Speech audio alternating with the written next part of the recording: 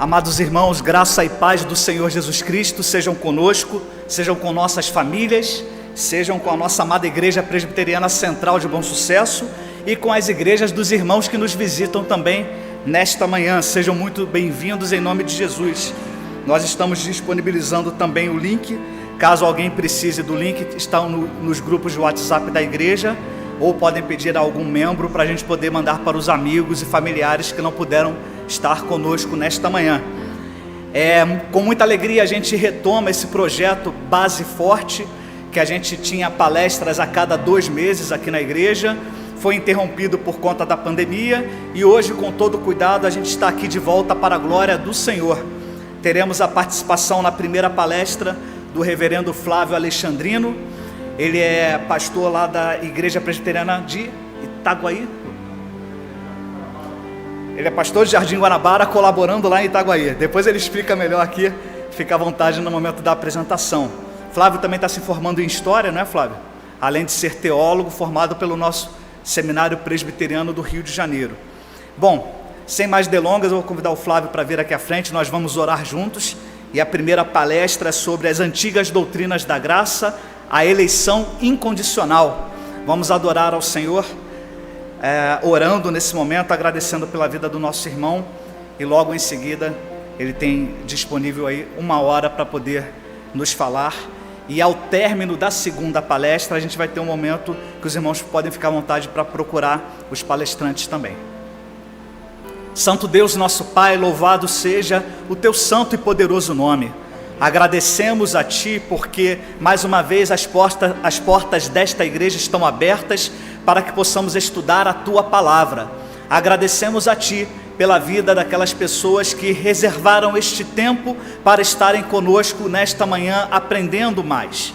Agradecemos também, ó Pai, porque mesmo em meio a tantas dificuldades, o Senhor ainda nos concede a oportunidade de congregarmos. Em nome de Jesus, ó Pai, vá à frente de todas estas situações que passamos, direcionando, ó Pai, os governantes, as lideranças, quaisquer que sejam, para que tomemos as decisões certas, para que com cuidado, com higiene e com saúde, possamos, ó Pai, sairmos vencedores deste período. Em nome de Jesus, orienta, ó Pai, os cientistas, os pesquisadores, os profissionais de saúde, para que tratem os doentes da forma mais adequada e para que as vacinas que estão sendo desenvolvidas sejam eficientes para a glória do Teu santo nome. Abre os nossos corações, abre a nossa mente, ilumina cada um de nós com o Teu Santo Espírito, é o que te pedimos e agradecemos em nome de Jesus. Amém.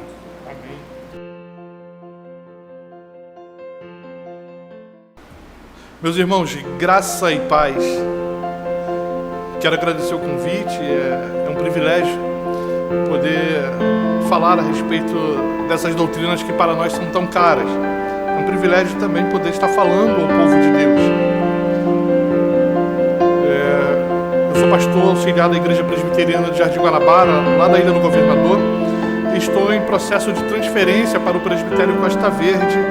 Hoje eu trabalho colaborando com a igreja de Itaguaí, mas a ideia é que eu assuma a igreja em Seropédica. Então, se os irmãos lembrarem de mim em suas orações, coloquem diante do Senhor esse desafio.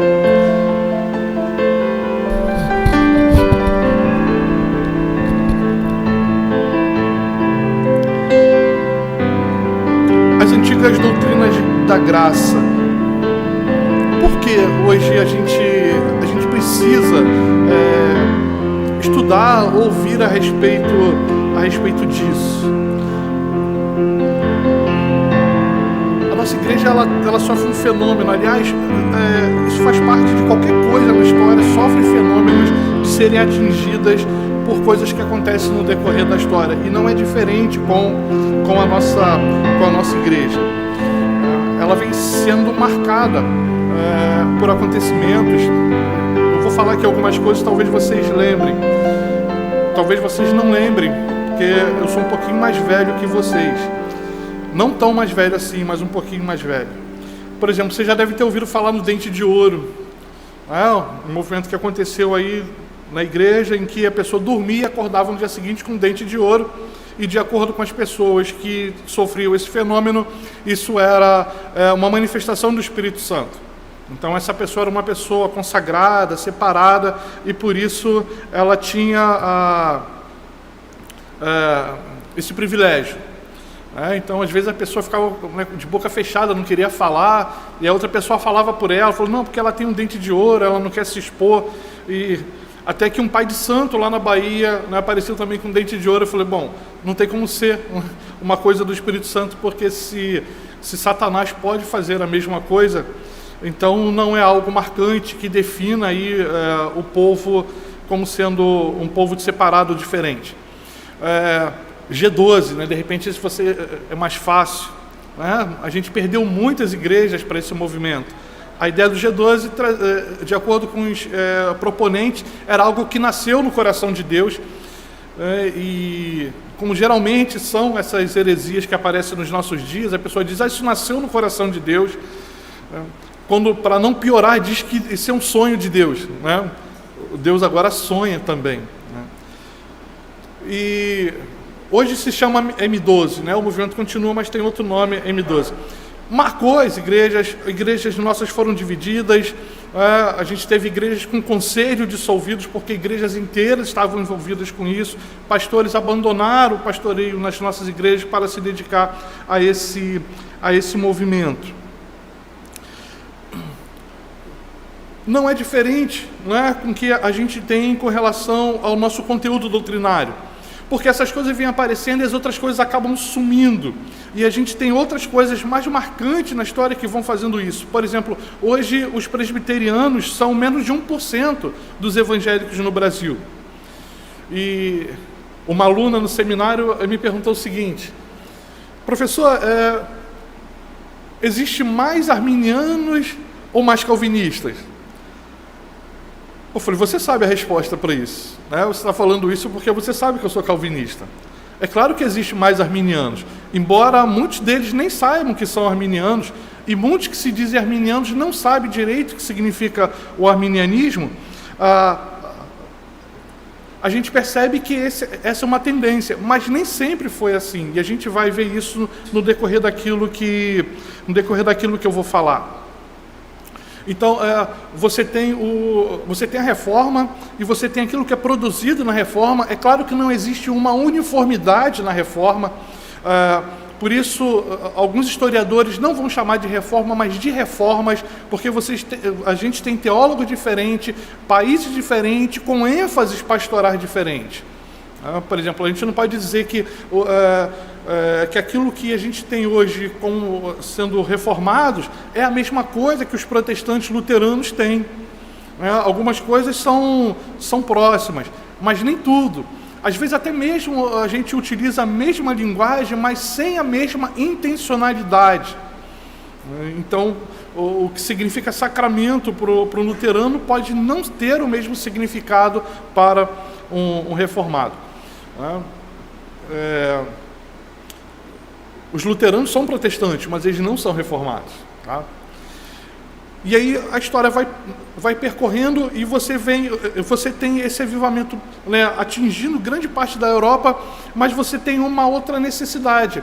Se tem a necessidade de que essa ideia da reforma ela não fique apenas atingindo um viés social, porque ela foi muito empregada na questão social. E você vai ter algo que hoje a gente conseguiu se livrar. A ideia da igreja ligada ao Estado. E a gente tem isso na Inglaterra muito forte. A princípio pareceu bom, Cromwell, primeiro-ministro, ele vai se aproveitar disso para inclinar a Inglaterra no sentido mais reformado. Quando Henrique VIII ele rompe com a Igreja Católica, ele queria se casar de novo, mas para ele se casar ele teria que se divorciar, e para ele se divorciar ele precisava de uma licença do Papa para fazer isso, só que a esposa dele era prima do rei da Espanha. E o Papa não ia entrar em guerra com a Espanha. Nessa época, a Espanha era uma potência maior que a Inglaterra. Hoje não, Por incrível que pareça, os países que aderiram à reforma se desenvolveram melhor do que os países que se mantiveram católicos. E aí a Península Ibérica, Portugal e Espanha, são países na Europa, mas que não têm o mesmo desenvolvimento da Holanda, da Alemanha, da Inglaterra, da Suíça, da Dinamarca. E a gente percebe essa diferença. Aliás, às vezes eles são tidos como os primos pobres, né, da Europa. A mesma coisa vai acontecer no leste europeu também. E aí ele rompe com a Inglaterra, com Roma, só que você não tem, né, uma igreja episcopal anglicana protestante. Você tem uma igreja anglicana católica. Ele só não beijava a mão do Papa, mas eles eram católicos ingleses. O primeiro-ministro olhou e falou: agora é uma oportunidade. Porque como a igreja pertencia ao Estado, a única forma de modificar a forma da igreja era inclinando a igreja numa direção reformada. E ele vai fazendo isso aos poucos. Há algumas tensões ali. A gente vai ter na história reis que são católicos e vai tentar expulsar os reformados, os protestantes. A gente vai ter reis protestantes que vão simpatizar com alguns protestantes, mas não com outros, né? John Knox não era uma pessoa muito querida na Inglaterra, principalmente depois que ele escreveu um livro dizendo, né, o toque da última trombeta contra o governo. Esse título está em inglês, né? Eu estou aqui tentando fazer a tradução mais próxima daquilo que a gente possa entender. Né? O terrível governo das mulheres, porque você tem a figura de uma rainha. E a rainha da Inglaterra olhou para isso e falou assim: eu vou matar John Knox. Né? E John Knox acabou, depois que ele é retomado, né, ele acaba sendo capturado na Escócia. Ele era guarda-costa de um pregador chamado John Wishart, né, e esse John Wishart é emboscado, né, por um cardeal católico, né, chamado Beaton. E os protestantes escoceses invadem o castelo de St. Andrews, onde estava esse cardeal, matam ele e assumem, né, esse castelo, e John Knox é chamado para ser o capelão desses protestantes lá. Só que a Escócia, ela era aliada da França, e ela chama, né, os católicos franceses para retomar esse castelo. A marinha francesa cerca, né, o castelo, retoma esse castelo. John Knox é levado prisioneiro, e é levado prisioneiro para as galés. Quem lembra que a galé são aqueles navios em que os remadores ficavam, né, lá embaixo, né, remando. Muitos assumiam crimes que eles não haviam cometido para que eles fossem executados, porque se tornar remador numa galé era morte em vida, era como se você estivesse curtindo ali o inferno, né, e muitos não queriam. E John Knox foi enviado para lá. Apesar de todo o problema de saúde que ele tinha, ele era muito forte. Né, ele carregava uma espada chamada Claymore, né, era uma espada enorme que você tinha que segurar com as duas mãos, né, você descia ela sobre a cabeça de um homem, você partia ele no meio. Né, John Knox era assim. E John Knox estava lá, e os franceses, né, eles tinham um costume muito peculiar para ofender os protestantes. Né, eles obrigavam os protestantes a beijar uma imagem da Virgem Maria. E ele passava com aquela imagem diante dos remadores, e eles tinham que beijar essa imagem. Quando colocaram essa imagem diante de John Knox pegou e lançou essa imagem no mar. Né? Os franceses ficaram doidos, falaram: esse cara é doido, ele jogou a imagem de Maria no mar. Na primeira troca de prisioneiros, eles devolveram ele para a Inglaterra, mas ele acabou, né, indo para o interior da Inglaterra, porque a realeza não queria ele lá, justamente por causa do espírito que ele tinha, e que mais tarde a gente vai entender isso dentro do puritanismo. Né? Tudo aquilo que se assemelhava ao catolicismo, eles se recusavam a cumprir. Né? A gente precisa entender isso como uma época. Isso passa, né? E a Inglaterra, finalmente, ela não somente agora ela é protestante, mas ela tem um direcionamento dado pelo movimento puritano com relação à pureza, em relação à palavra de Deus, em relação às práticas de vida cristã, em relação à conduta do homem no mundo. Né? Eles não tinham o dualismo que nós, quando eu falo nós, eu não falo isso muito satisfeito não, mas é uma realidade, e eu estou generalizando porque é uma realidade geral nas igrejas. Quem nunca ouviu falar, isso aqui, o que eu faço na igreja é santo, o que eu faço lá fora é mundano, meu trabalho secular, né? Muitas vezes a gente usa isso. Só que isso não era uma realidade dos puritanos. Eles entendiam que tudo aquilo que eles faziam era para a glória de Deus.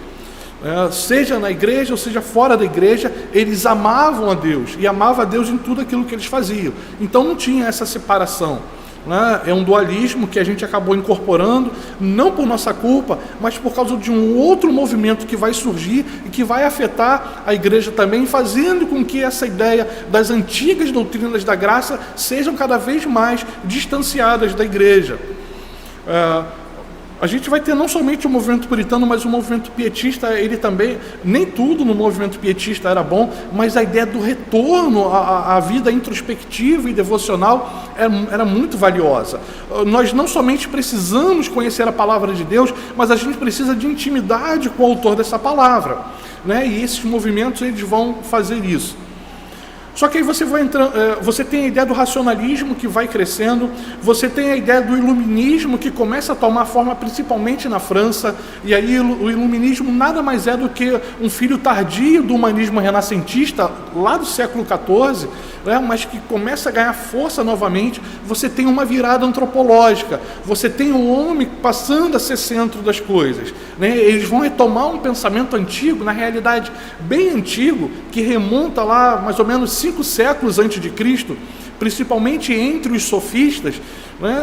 Por exemplo, Protágoras era um filósofo sofista, e ele tem uma frase que é uma frase lapidar. Eu creio que muitos de vocês devem conhecer essa frase. Ele dizia o seguinte, que o homem é a medida de todas as coisas, das que são enquanto são e das que não são enquanto não são. Uma outra tradução vai dizer, das que existem enquanto existem e das que não existem enquanto não existem. Ou seja, ele deve ter consumido algum material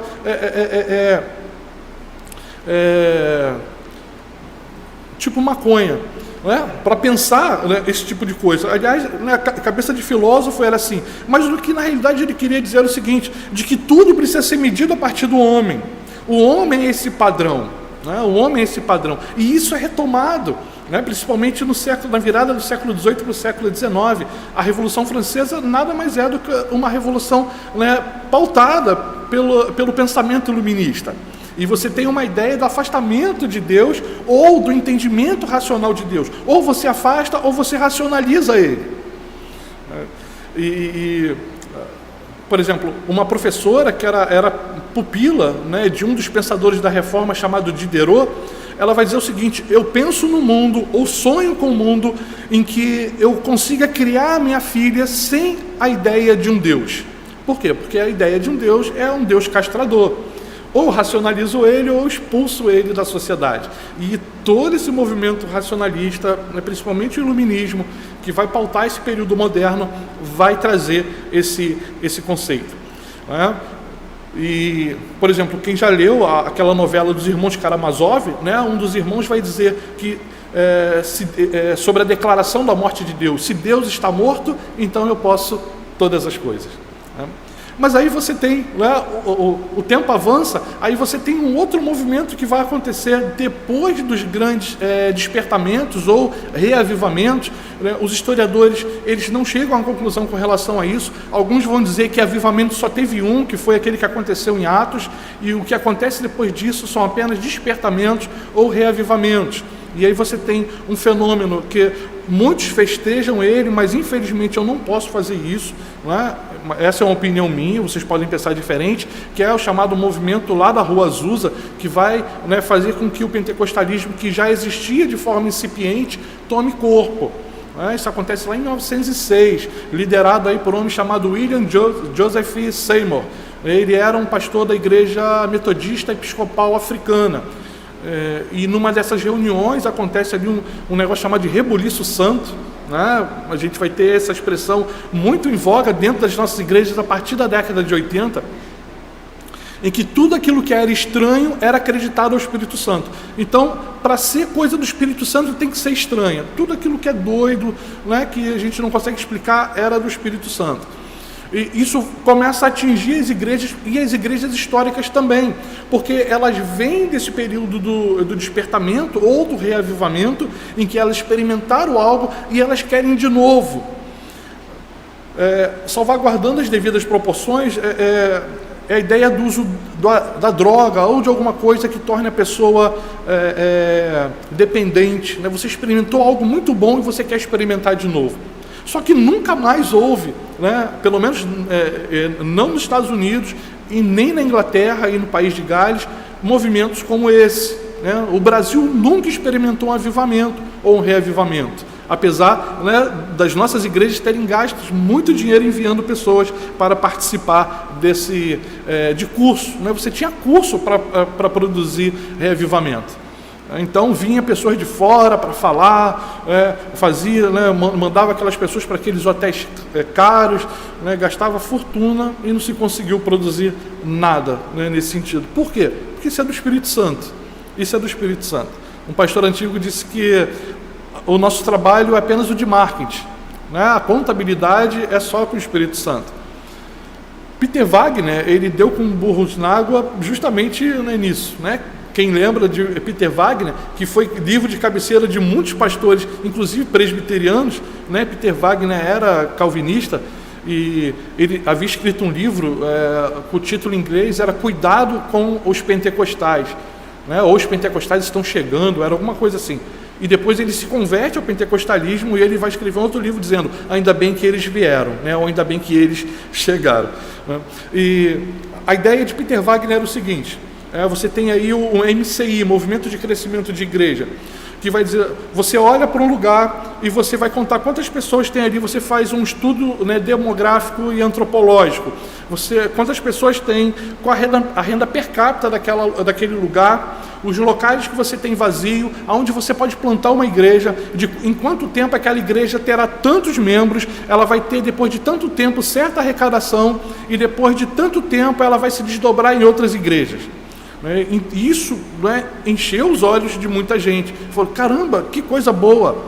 Só que Peter Wagner esqueceu, né, de avisar o Espírito Santo esse negócio do plano dele, né? Porque quem conduz as pessoas à igreja é o Espírito Santo, né? Não é a nossa eloquência, né? Não é um bom pregador, né? Quem conduz a pessoa, quem converte, quem regenera é o Espírito Santo, né? E isso é algo fantástico e graças a Deus que é assim. Só que muitos não pensaram nisso. Então você tem toda uma ideia racionalista em torno, né, da igreja. E depois você tem esses movimentos também que vai acabar desembocando num outro movimento. E esse vai atingir o Brasil e vai marcar, e de forma muito particular a nossa igreja também, que é o movimento de santidade, trazido pela Igreja Metodista dos Estados Unidos para cá. Quem lembra um pouco da nossa história vai perceber que quando a igreja ela rompe com os missionários americanos, ela precisa de dinheiro para se manter no Brasil. Não se faz missão sem dinheiro. Tá? O cara que pensa assim, eu vou fazer missão, coloca a mochila nas costas e vai. Ele não está seguindo a Bíblia. Né? Para fazer missão tem que ter dinheiro. Então ele tem que estar ligado a uma igreja.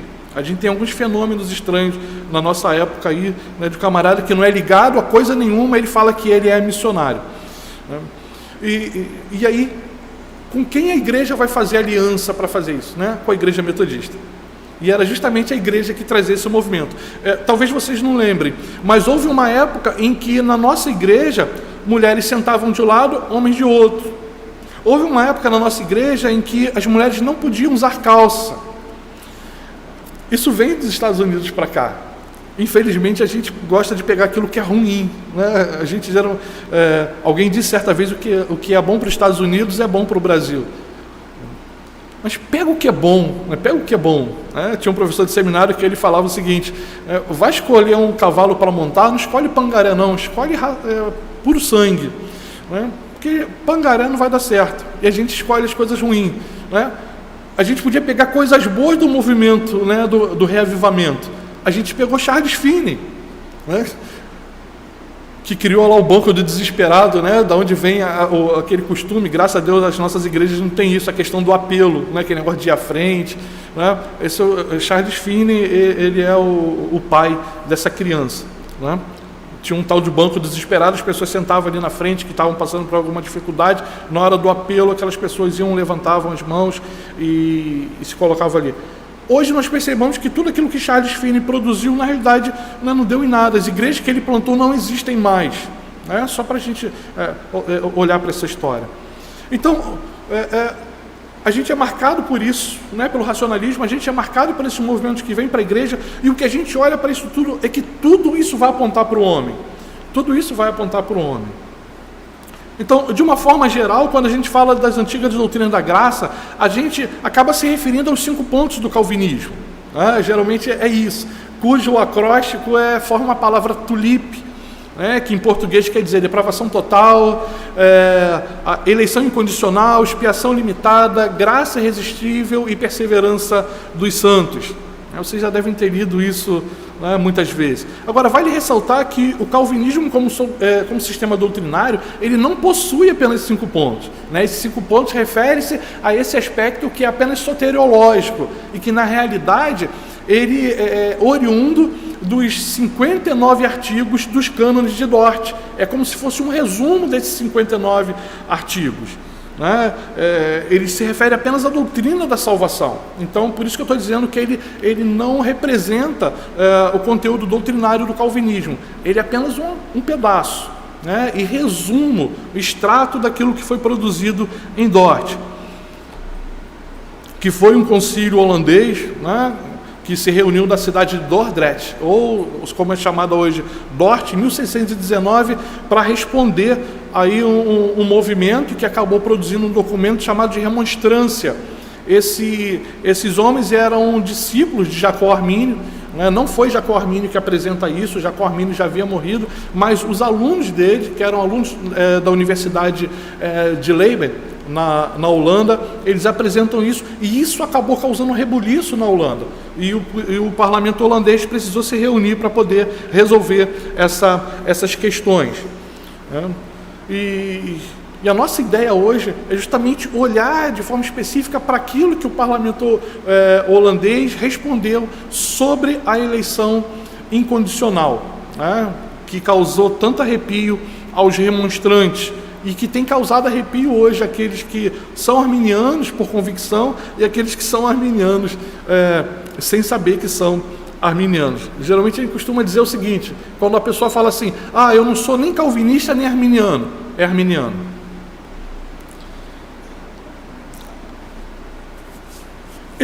Esses cânones de Dort, juntamente com a Confissão Belga e o Catecismo de Heidelberg, formam aquilo que é chamado de 3 formas de unidade. As igrejas reformadas, principalmente as continentais, usavam essas 3 formas de unidade, e aqui no Brasil as igrejas reformadas brasileiras, que na realidade é uma confederação de igrejas, porque são várias igrejas que formam essa confederação chamada de Igrejas Reformadas Brasileiras, a Igreja Holandesa, a Igreja Reformada Suíça, elas usam essas 3 formas de unidade ainda. Nós não adotamos isso como sendo os nossos documentos confessionais, mas há muita semelhança daquilo que os nossos documentos confessionais ou os documentos de Westminster possuem com aquilo que foi produzido lá. O que preconiza essa doutrina da eleição incondicional? Essa doutrina, ela afirma que a escolha de alguns homens para a santidade e para a vida... eu vou ler alguns textos, tá? Alguém pode falar assim, pastor, nem leu um texto bíblico, nem deve ser muito crente. Não, a gente vai ler bastante textos bíblicos, mas essa parte teórica é importante que a gente fale. A doutrina da eleição incondicional, ela afirma que a escolha de alguns homens para a santidade e para a vida não se baseia em nenhum mérito ou virtude humana, nem mesmo na fé ou no arrependimento, mas unicamente no amor e na misericórdia de Deus. E dessa forma é como se fosse a expressão da sua livre, como se fosse não, é a expressão da sua livre e soberana vontade. Para nós calvinistas, a fé e o arrependimento não são condições, mas resultados da eleição. O meio que Deus escolheu para aplicar a salvação aos eleitos, Deus, ele escolhe porque ele olhou para o homem e resolveu escolher, em resumo é isso. Deus não elege porque antevê arrependimento e fé, mas ele produz arrependimento e fé porque ele elegeu. João Calvino, no seu Catecismo Menor, na tradução aqui brasileira, é chamado de Breve Instrução Cristã, que foi publicado em 1537, ele ensina no 2º artigo da na terceira parte, o seguinte: a semente da palavra de Deus deita raízes e frutifica unicamente naqueles que o Senhor, pela sua eterna eleição, predestinou para serem seus filhos e os herdeiros do reino celestial. Para todos os outros que, pelo mesmo conselho de Deus, antes da constituição do mundo, foram reprovados. A clara e evidente pregação da verdade não pode ser senão um cheiro de morte que conduz à morte. Então, isso era ensinado para as pessoas que estavam fazendo a sua classe de catecúmenos. Hoje a gente não quer mais falar disso. E depois a gente reclama porque que os nossos crentes, eles não valorizam as nossas doutrinas. Né? O que as confissões reformadas na história falam sobre isso? Ou seja, isso é uma ideia somente de nós presbiterianos ou outros reformados, eles tinham esse tipo de pensamento, né? A reboque daquilo que João Calvino ensinou, as antigas confissões reformadas também ensinam a doutrina da eleição incondicional. Por exemplo, a Confissão de Fé Escocesa de 1560, ela afirma o seguinte: o mesmo eterno Deus e Pai, que somente pela graça nos escolheu em seu Filho Jesus Cristo, antes que fossem lançados os fundamentos do mundo, a regeneração se realiza pelo poder do Espírito Santo, que cria nos corações escolhidos de Deus uma fé firme na promessa de Deus, a nós revelada pela sua palavra. Por essa fé aprendemos Jesus Cristo com os seus dons gratuitos e com as bênçãos nele prometidas. Essa fé e a sua certeza não procedem da carne e do sangue, é de uma faculdade de uma faculdade natural que há em nós. Ele está dizendo o seguinte, que a fé não nasce em nós, ela é outorgada. Então a Confissão de Fé Escocesa de 1560 já afirmava isso.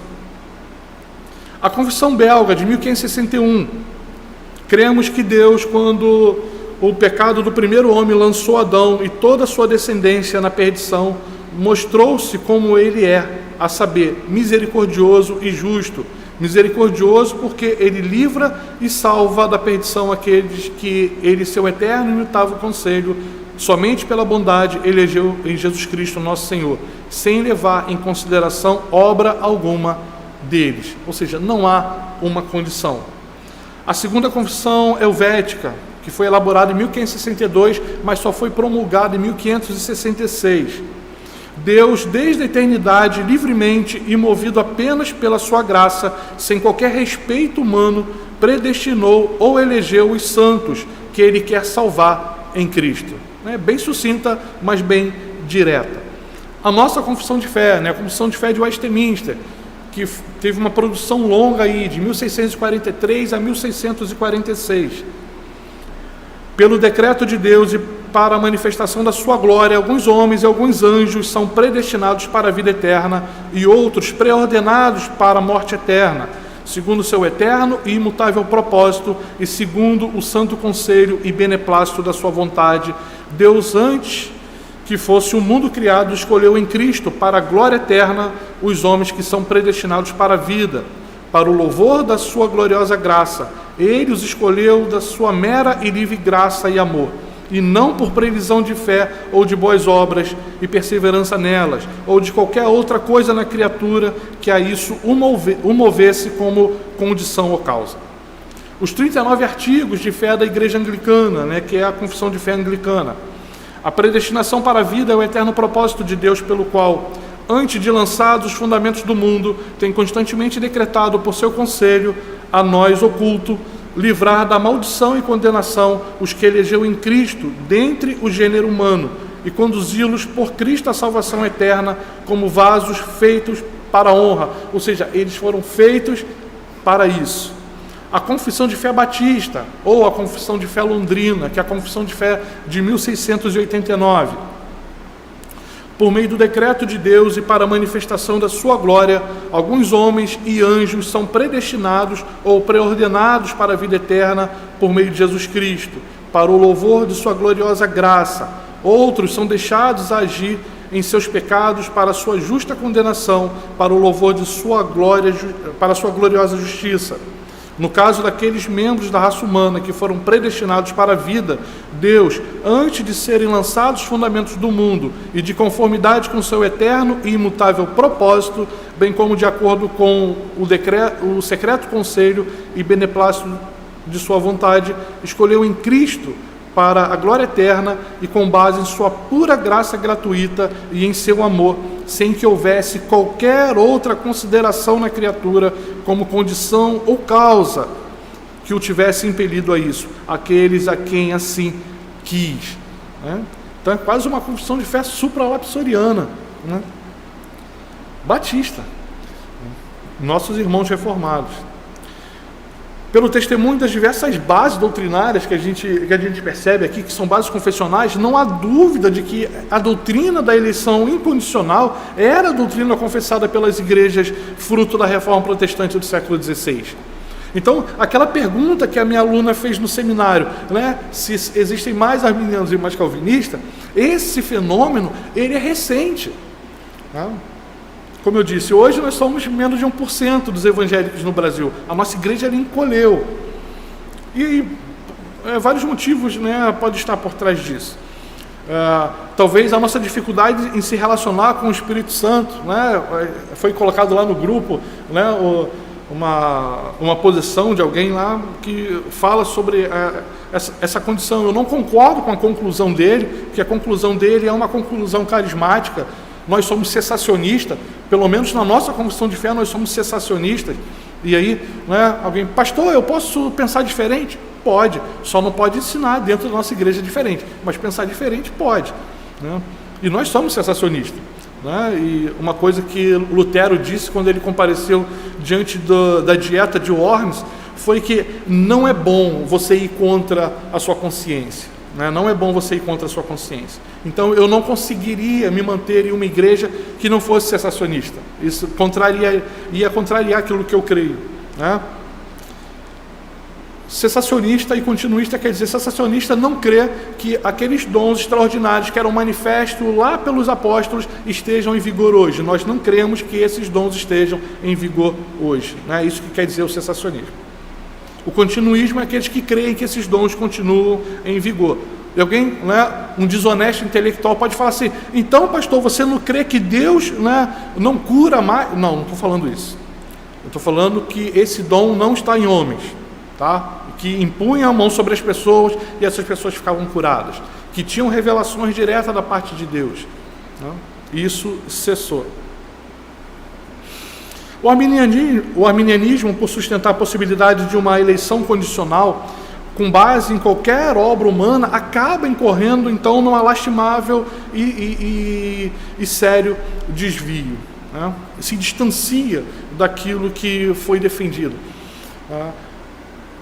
Pastor, não tinha arminianismo naquele período? A gente vai ter uma igreja muito forte arminiana, pelo menos no período do puritanismo, que são os metodistas. Não todos os metodistas, né? George Whitefield era metodista calvinista, mas você tem os metodistas wesleyanos, eles eram arminianos mesmo, por convicção. Eles sabiam o que era arminianismo.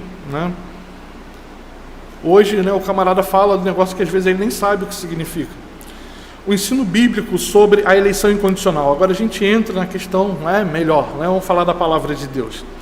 A doutrina reformada da eleição incondicional ela é clara e também ela é abundantemente ensinada nas Escrituras. O que causa para a gente arrepio é saber que pessoas olham para esse texto e não conseguem perceber o que está ali. E aí, né, a questão da hermenêutica, ela passa pela questão dos pressupostos. Né? E isso, a gente não pode esquecer isso. Por quê? Porque senão a gente acaba, se a gente não entender isso, a gente às vezes acaba considerando pessoas que pensam diferente de nós como sendo, não sendo nossos irmãos.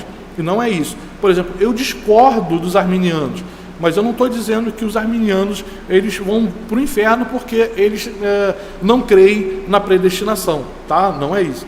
Nós não somos salvos pela predestinação. Nós somos salvos por aquilo que Cristo realizou. Então o arminiano, ele crendo ou não, né, na eleição, na predestinação, ele é salvo, né, da mesma forma, né, por causa daquilo que Cristo realiza. A predestinação nada mais é do que colocar o nome numa lista. Mas se Jesus não viesse, né, não pegasse aquela lista e cravasse ela na cruz, ou rasgasse, né, conforme Colossenses diz, que o escrito de dívida ele foi rasgado, né, então não haveria salvação. Então, só uma má interpretação bíblica decorrente de considerar-se a obra de redenção por um prisma humanista, ou seja, você trazendo aí um ponto de vista completamente inadequado para a compreensão dessa obra de Deus, pode negar uma verdade que é de forma tão explícita colocada na palavra de Deus. Os termos eleitos e escolhidos, eles aparecem muitas vezes, são empregados, né, com muita frequência na palavra de Deus e aparecem para designar os crentes em Cristo.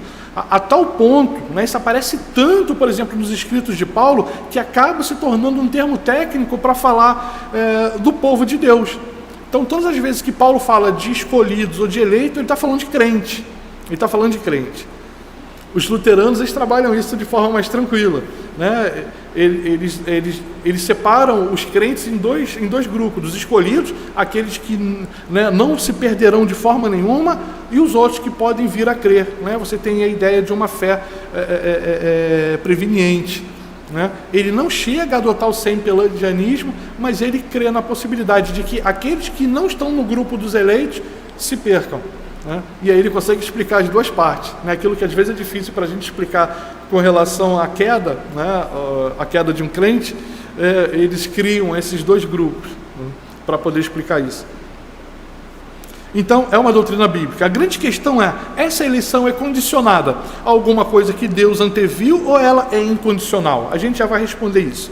Então, a gente tem vários tipos de eleição na Bíblia. A soberania de Deus, ela não se manifesta apenas na eleição individual ou naquela eleição que nós chamamos de eleição para salvação. Há outras eleições ou escolhas mencionadas nas Escrituras, além daquela eleição individual.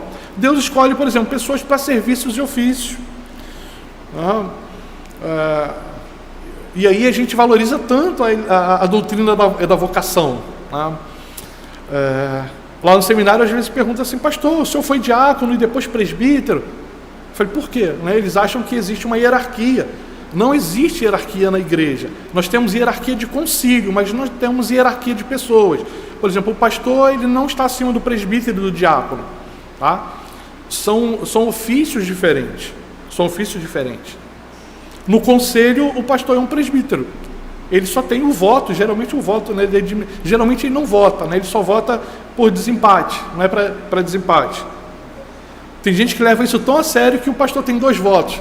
Ele vota e depois vota também para desempate. Mas o mais ético seria ele não votar e votar somente para desempate. Mas isso fica a critério de cada um. Mas ele é só um presbítero, ele pode ser voto vencido, né? É igual a questão do presidente da República, né? Falou assim: o presidente disse que vai fazer isso, mas não depende dele fazer. Se o Congresso não aprova, né? Inclusive pode até vetar atos do presidente. A mesma coisa, o pastor, ele pode ter uma ideia, levar aquilo para o conselho pode falar para ele não, né? E ele não vai poder fazer isso, a não ser que seja uma coisa constitucional. Ele não precisa de autorização do conselho para fazer. E o conselho não pode trabalhar contra a Constituição. Não, pastor, a gente não concorda com isso. Não, mas o Supremo aprovou. Não, mas a gente não concorda. Lamento, né? Mas eu vou fazer assim mesmo porque, né, como eu falei, existe hierarquia de concílio, né? O Supremo Concílio está acima dos outros concílios. Pastor, eu não concordo, como é que eu faço? Entra com o recurso, mas de acordo com a nossa Constituição, enquanto aquilo não for julgado, fica valendo a decisão propalada pelo concílio. Então, você tem eleição de nação, né? Nação são escolhidos. Israel era um povo eleito, só para ser povo exclusivo de Deus. Em que sentido? Como povo sacerdotal, é só isso, né? Mas eles acharam que não, que Deus era deles, né? Eles privatizaram Deus e acabava dificultando o acesso das outras pessoas a esse Deus. Mas Deus, ele fazia escolha de nação. Tinha uma música antiga que falava: Deus olhou para essa nação e por ela se apaixonou de uma forma especial, né? A única nação por quem Deus fez isso foi Israel. E Israel não existe mais, né? Aquele Israel que está na Palestina hoje não é o mesmo Israel bíblico, né? Israel bíblico acaba no ano 70, quando o general Tito invade Jerusalém, dispersa, e você não tem mais. Quer dizer, Israel deixa de existir no ano 722, quando a Síria destrói o reino do norte, né? E você só tem Judá. E depois Judá, né, deixa de ser nação, que ela perde o seu rei. Ela nunca mais vai ter rei depois do cativeiro babilônico. Quando ela entra no Novo Testamento, ela ainda está subjugada pelos romanos. Então, todas essas eleições, elas são escolhas soberanas de Deus, seja para ofício, seja para a nação, seja com relação aos anjos, é soberania de Deus. Elas não estão fundamentadas em qualquer virtude do objeto da escolha de Deus, mas estão fundamentadas no amor de Deus e na graça. O reverendo Samuel Falcão, na tese dele de doutorado, chamado Predestinação, a gente tinha esse livro, né, no seminário, ele cita um outro autor que vai dizer o seguinte: a predestinação poderia estar baseada, né, na soberania de Deus, mas está baseada no amor, né? Aí, por causa do amor, ele usa o seu poder soberano, mas não está baseada, né, diretamente na soberania de Deus. Ou seja, porque Deus ama, ele escolhe. Então, se alguém perguntar por que Deus elegeu um e não o outro, a gente só tem uma resposta para isso: porque assim lhe aprouve. Porque assim lhe aprouve. Vamos ver aqui alguns textos que falam especificamente dessa eleição incondicional. Vamos ler um pouco de Bíblia. João 15:16. Esse texto é muito conhecido nosso. João 15:16. Quem encontrar pode ler, por favor. Não foste vós que me escolheste a mim, pelo contrário, vos escolhi a vós outros, e vos designei para que vades e deis fruto, e o vosso fruto permaneça, a fim de que tudo quanto pedires ao Pai, em meu nome, eu vou conceder. Então, quem escolhe quem? Bom, de acordo com o que João, né, ele escreve aqui, a respeito daquilo que Jesus declara, Jesus está falando assim: não foram vocês que me escolheram, fui eu que escolhi vocês, e não somente escolhi, eu designei aquilo que vocês tinham que fazer, e aquilo que vocês devem produzir, né? João 6, 37, 39 e depois 65. João capítulo 6, verso 37, verso 39 e depois o verso 65.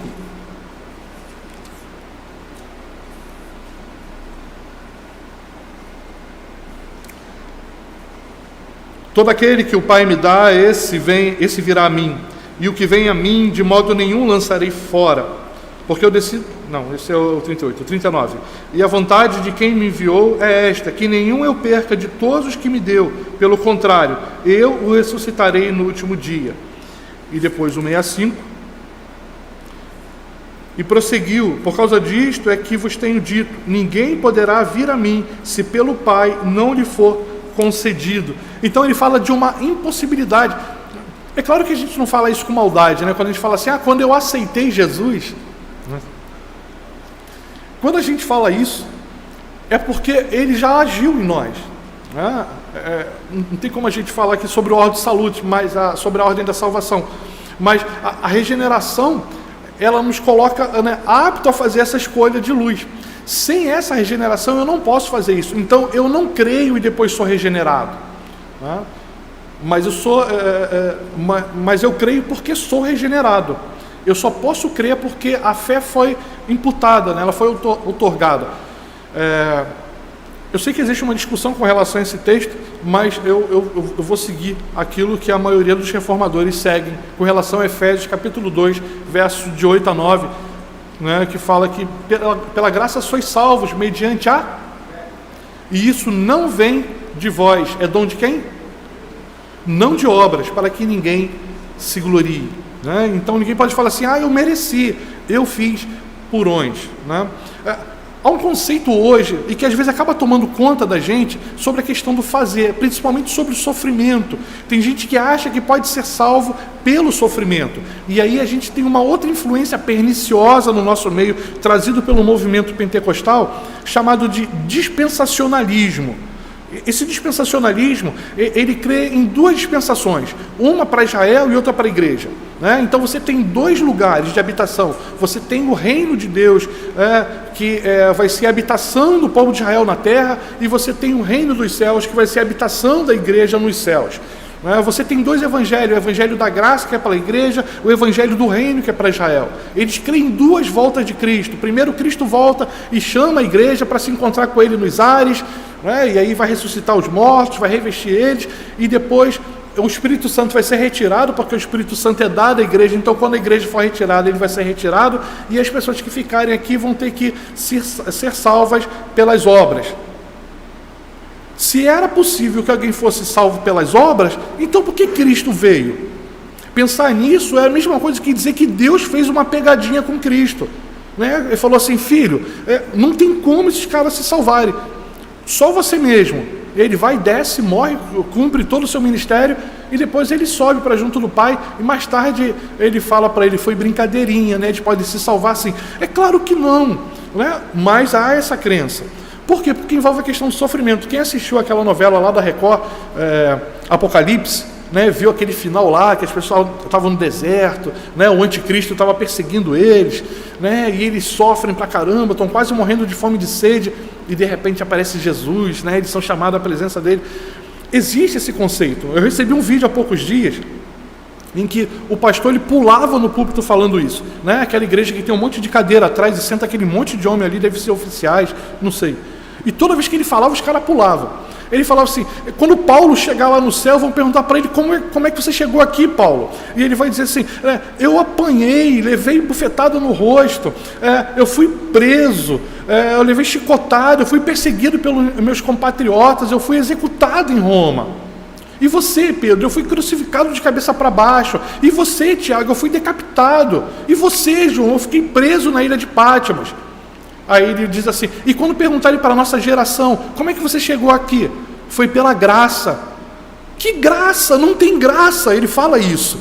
Ele fala assim, é muito fácil. Tem que ter sofrimento, tem que ter perseguição, tem que ter crente fofoqueiro, tem que ter gente para puxar o teu tapete. Então ele crê, né, pelo pensamento desse pastor, de que as pessoas são salvas pelo sofrimento. Se não tiver isso, então você não pode ser salvo, porque você não sofreu. É claro que nós sofremos porque nós sustentamos valores que são valores que entram em tensão com os valores do mundo. O mundo não aceita os nossos valores, né? E não existe amizade entre a igreja e o mundo, não tem como. Aquela simpatia do qual a igreja gozava lá, né, descrita em Atos, é apenas uma descrição daquele momento inicial, porque aquilo não permanece, pelo contrário. É só ler a primeira carta de Pedro, a gente vai ver a igreja sofrendo, né, porque eles eram crentes, porque sustentavam valores que o mundo não aceita. Soren Kierkegaard, né, que era um filósofo existencialista cristão, ele disse que o dia que a igreja se tornar amiga do mundo, ela deixa de ser igreja, porque nós somos uma contracultura, e não tem como ser diferente, né? Então não é pelo sofrimento, né, que nós somos salvos, embora os salvos passem por sofrimentos, seja aqueles sofrimentos porque nós estamos no mundo caído e o mundo caído produz coisas ruins, ou sofrimento porque a gente sustenta valores que o mundo não gosta e nós somos perseguidos, nós somos alijados, somos colocados como coisas estranhas nesse mundo. Apesar de que muitos crentes, né, fazem questão de parecer estranho, né? Às vezes usa anacronismo, varão, né? Ninguém mais usa essa expressão hoje, você cumprimenta a pessoa, não fala varão. As pessoas olham assim e falam, esse cara é estranho. Fala, profeta. Mas são coisas do nosso evangelicalismo, né? Atos, capítulo 16, verso 14.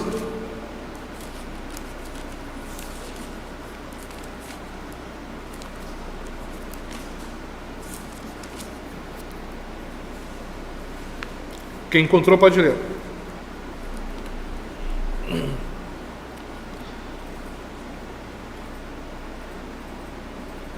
Acho que eu encontrei em primeiro, então... pode ir.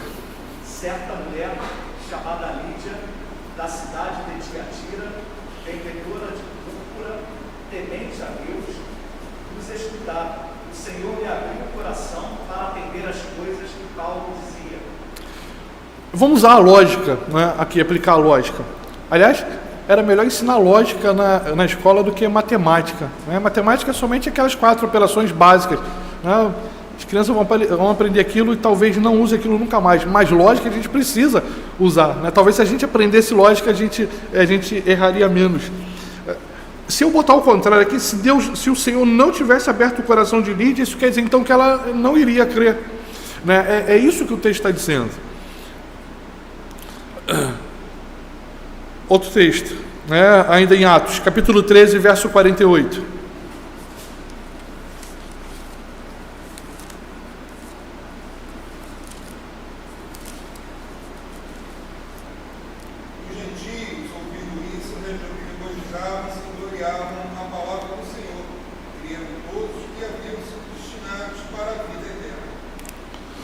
Então, agora, o texto, né, traz uma outra coisa aqui que os arminianos também não gostam, se eles pudessem rasgar esse texto da Bíblia. creram todos aqueles que foram destinados para a vida eterna. Então, eles só creram porque eles foram destinados à vida eterna. Tá? Romanos capítulo 5, verso 8. Esse texto também é lindo. Romanos 5, verso 8.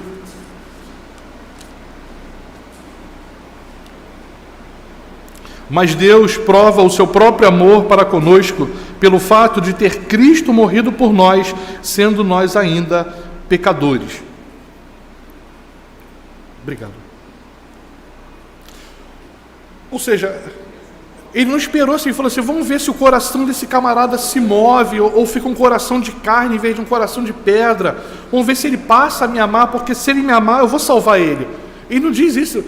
A questão do amor de Deus, ele se mostra além daquilo que a gente consegue imaginar como sendo uma prática humana. Ele demonstra esse amor quando nós ainda éramos inimigos dele. E talvez a gente não entenda isso bem, né? A gente precisa ler 2 Coríntios capítulo 5, né? Lá a partir do verso 21, quando fala sobre o ministério da reconciliação.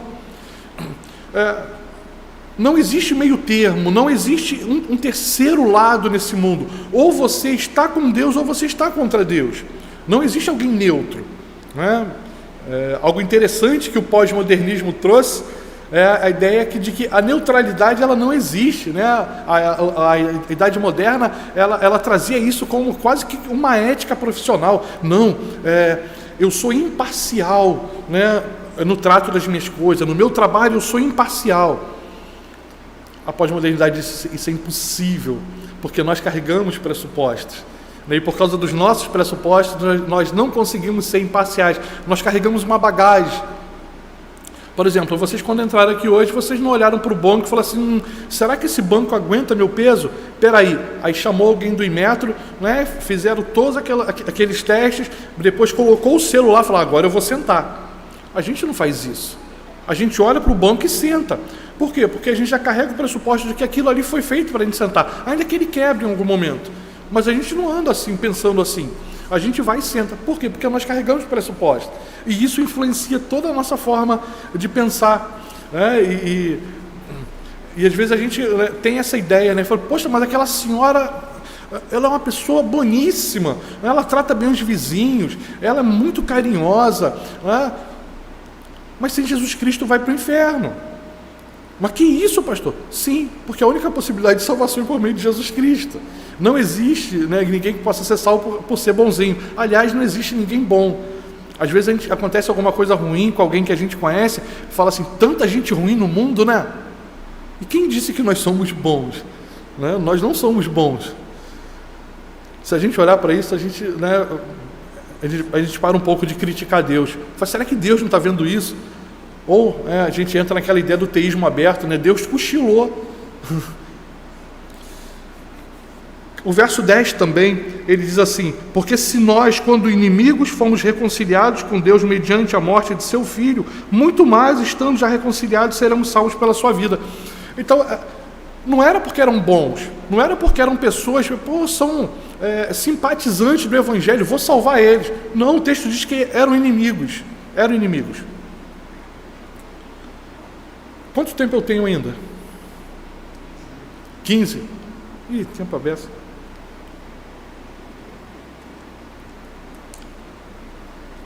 Capítulo 9, verso 11. Agora, esse é um capítulo que gostariam de rasgar ele da Bíblia. Verso 11 a 13. Ele diz assim, ainda não eram gêmeos nascidos, nem tinham praticado bem ou mal, para que o propósito de Deus quanto à eleição prevalecesse, não por obras, mas por aquele que chama.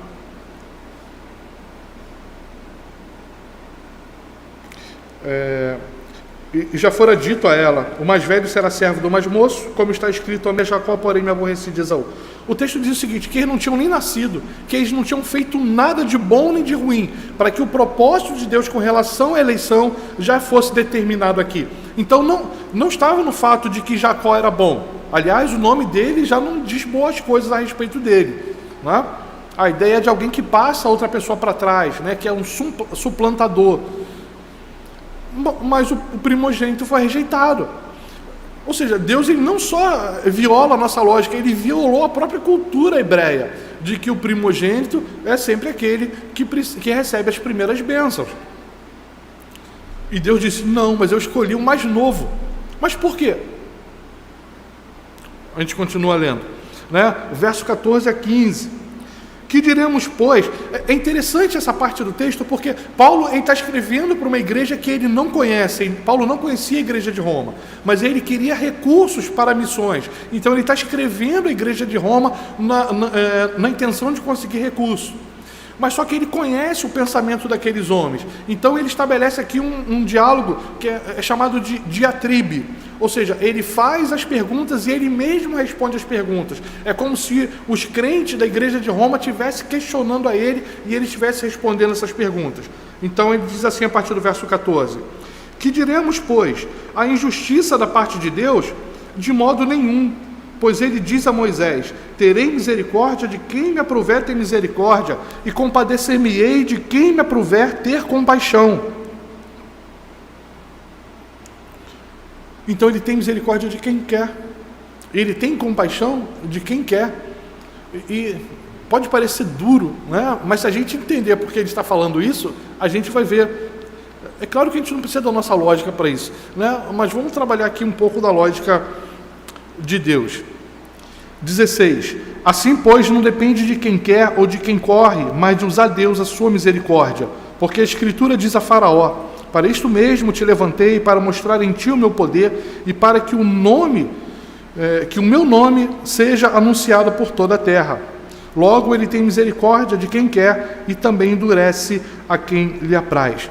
Olha só o que o texto está dizendo, que ele separou um espermatozoide que daria origem a Faraó, fez com que isso vingasse, fez com que ele se desenvolvesse e se tornasse o soberano no Egito, para que mais tarde ele oprimisse o povo de Israel, o povo hebreu, né? Israel ainda não existia, né?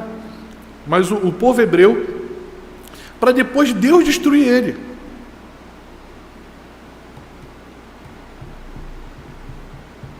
Mas como assim?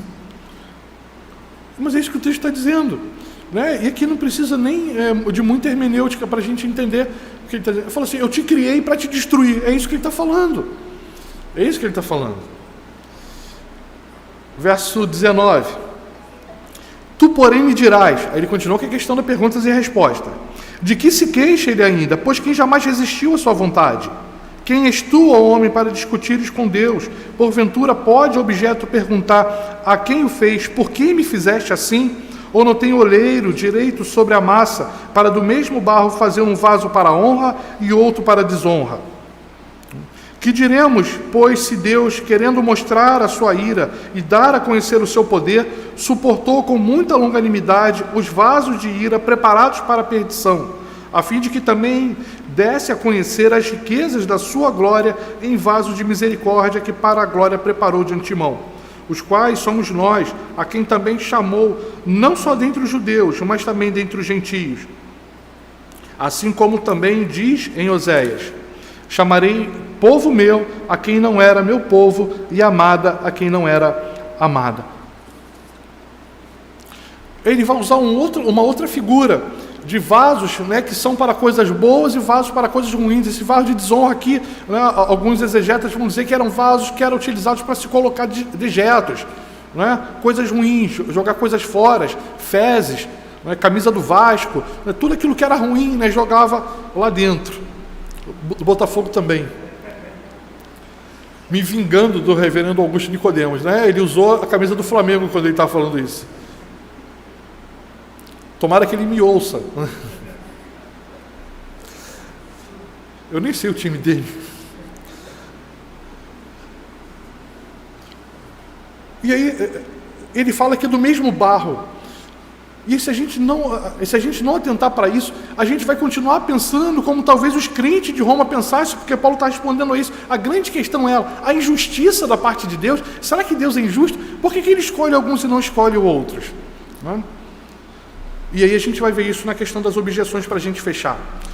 Seria injustiça então da parte de Deus? A resposta é não, claro que não. Aliás, a expressão que Paulo usa para falar isso aqui, né, no grego é muito forte, é como se ele estivesse socando o púlpito. Não é? Quando ele estivesse... Claro que não, é um absurdo alguém pensar alguma coisa assim, é como se ele estivesse dizendo isso. Por algumas razões. Primeiro, Deus não escolhe entre inocentes. Né? Aqui está uma chave, né? É uma chave hermenêutica para a gente entender isso. Ele não escolhe entre inocentes. Por quê? Não existe ninguém inocente. Vamos lembrar de Adão. Adão é o cabeça federal de toda a criação. Toda a promessa feita a Adão, por causa da obediência dele, alcançaria todos os seus descendentes. Mas o reverso da moeda também é válido. Toda maldição, por causa da desobediência de Adão, também alcança toda a sua descendência. Ou seja, toda a raça humana. Vou voltar lá para a classe catecúmenos, né? Vamos ver se a gente lembra. A gente herda duas coisas de Adão. Primeira é a corrupção por causa da queda. Então ele cai, nós morremos espiritualmente em Adão. Então, depois de Adão, todo mundo que nasce morto. Nasce morto espiritual. Então já nasce condenado ao inferno. Segundo, né, nós herdamos a culpa pelo primeiro pecado. Porque nós estávamos sendo representados nele. Só do primeiro pecado, tá? O restante dos pecados de Adão é dele. Mas a culpa do primeiro pecado, ela também é nossa, né? A gente herda junto com ele. Segunda coisa, o homem em seu estado de pecado, ele não pode fazer nada para se salvar. Reese Sproul, ele na aula de seminário, ele estava falando, ele falou a respeito da pergunta que um professor fez, né, sobre o que um morto espiritual pode fazer. E ele disse que o silêncio era tão grande na sala que dava para ouvir a grama crescendo do lado de fora do seminário. Até que alguém levanta o braço lá atrás e fala assim, feder. Né? A única coisa que um morto pode fazer é feder. Né? Então ele não pode fazer nada. Ele não tem como fazer opção. Né? E aí por isso que muitas vezes o arminianismo é chamado de semi-pelagianismo, porque para Pelágio, embora ele cresce no pecado original, ele não cria que isso atingisse o homem a tal ponto que podia restar nele algum tipo de bondade que o habilitasse a se voltar para Deus. Só que a palavra de Deus diz que não, essa é uma impossibilidade. Então o homem, quando nasce, ele nasce morto. Então Deus não escolhe entre inocentes, tá? E todo homem que nasce morto, não pode fazer essa escolha para se salvar. E a terceira coisa é que nós não somos juízes de Deus. Então, tem que ser muita presunção, né, para alguém falar assim, Senhor, o Senhor é injusto. E eu não tenho essa coragem, né?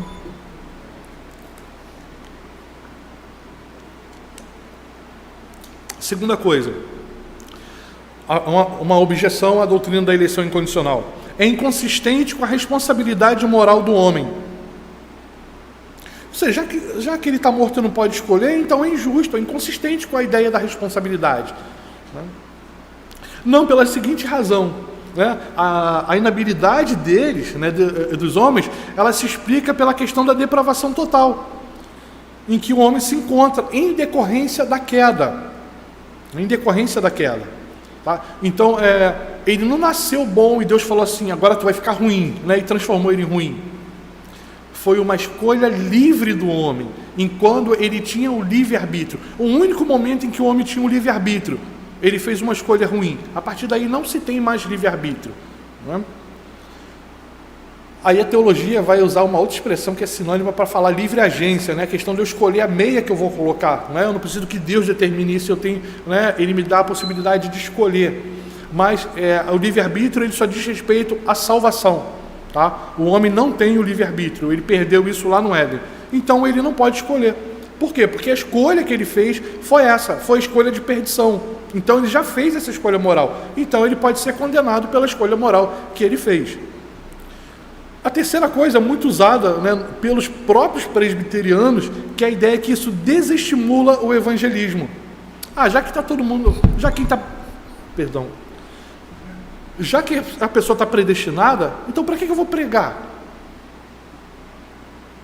A história pode responder isso de forma muito tranquila, né? Na história a gente vai ver que a pregação dessas doutrinas antigas, que é chamada antigas doutrinas da graça, eram instrumentos, né, usados por Deus para expandir, né, a igreja.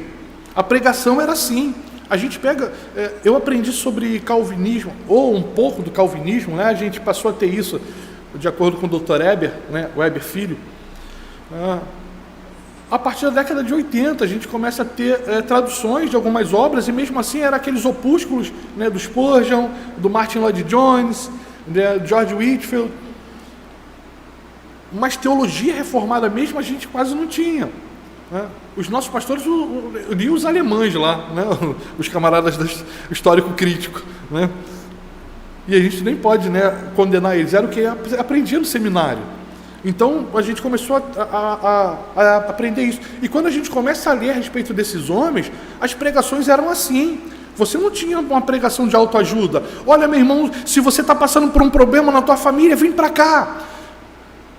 Se você está com problema de desemprego, vem para cá. Se você está com problema de doença, vem para cá. A gente não tem esse tipo de promessa porque isso é desonesto.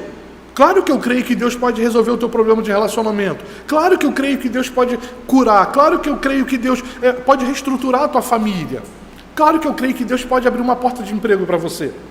Mas isso não faz parte da pregação do Evangelho. A pregação do Evangelho fala de céu e inferno, fala de condenação e de salvação.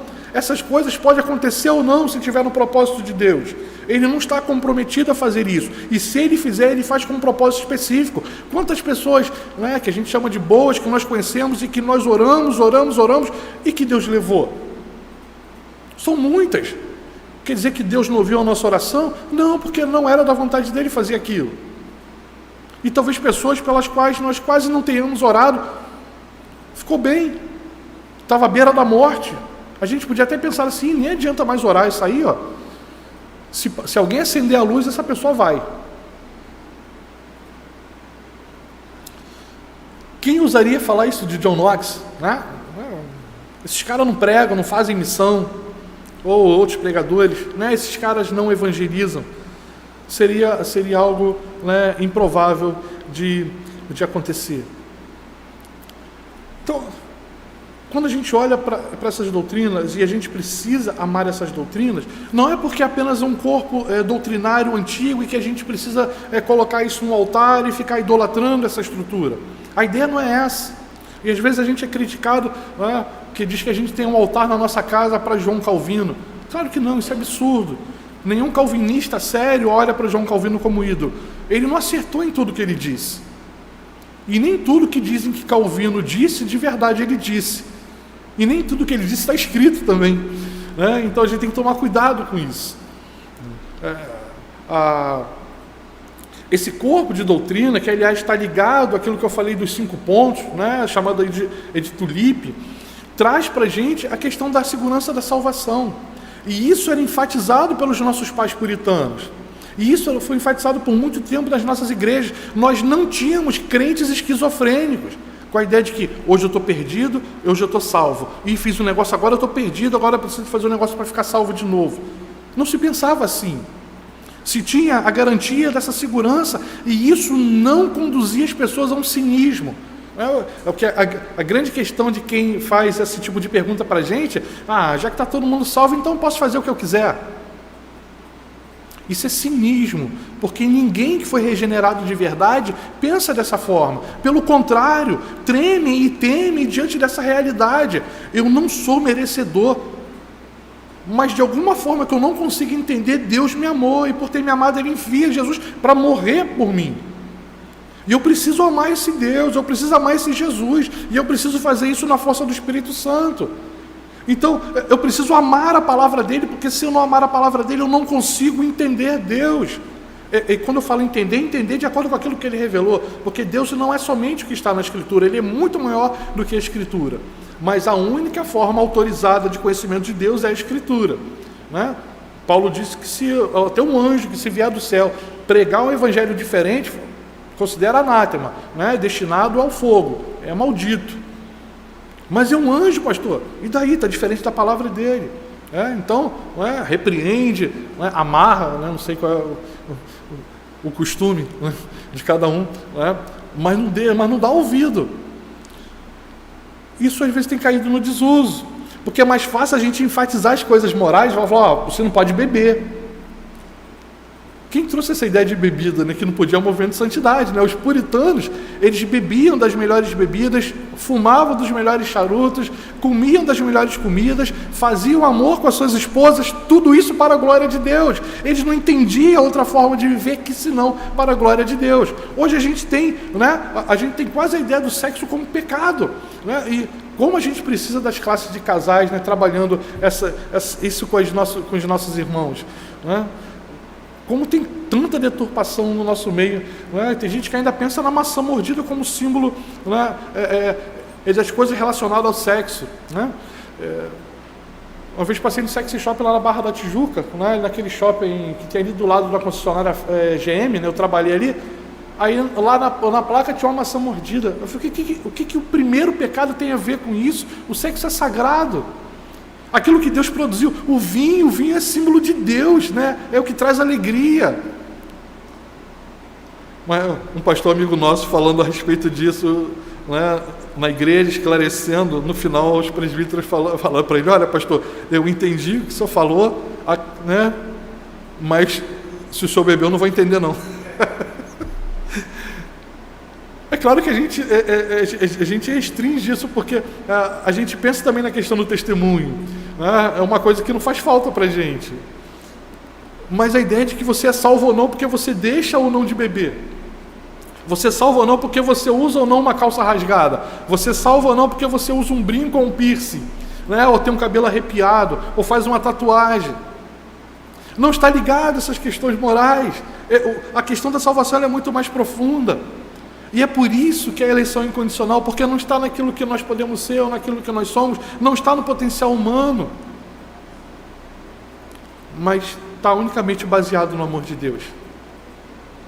É claro que não é só isso, mas o nosso tempo ele não permite que a gente se alongue, né? Se depois os irmãos quiserem conversar mais a respeito, ou fazer perguntas quanto a isso, a gente está à disposição. Que o Senhor seja servido, abençoar a vida dos irmãos. Vamos orar, né, nesse momento. Bendito Deus, eterno Pai, nos colocamos na Tua presença, Senhor, Te louvando, Te engrandecendo, bendizendo o Teu nome. Nós somos gratos, Senhor, porque reconhecendo a falta de mérito em nós entendemos que tudo aquilo que foi conquistado por Cristo foi conquistado porque somente Ele pôde conquistar. Nós não tínhamos essa possibilidade e nunca teremos. Somos insuficientes para isso. Mas o nosso Senhor Jesus Cristo é suficiente em tudo. Ele é pleno em tudo. Nele está a plenitude. Ó Senhor, que o Teu Santo Espírito nos mova na direção dEle. Que amemos a Tua palavra, que amemos, Senhor, a Tua obra em nossa vida. Que amemos o Senhor porque é o Senhor. E que isso nos baste. Abençoa, Pai, a Tua igreja. E que essa realidade, que muitas vezes sistematizada, recebe nomes difíceis, nada mais é do que as afirmações do Senhor na Tua palavra para a nossa vida. Ajuda-nos, Senhor, a amar essa verdade. Em nome de Jesus. Amém.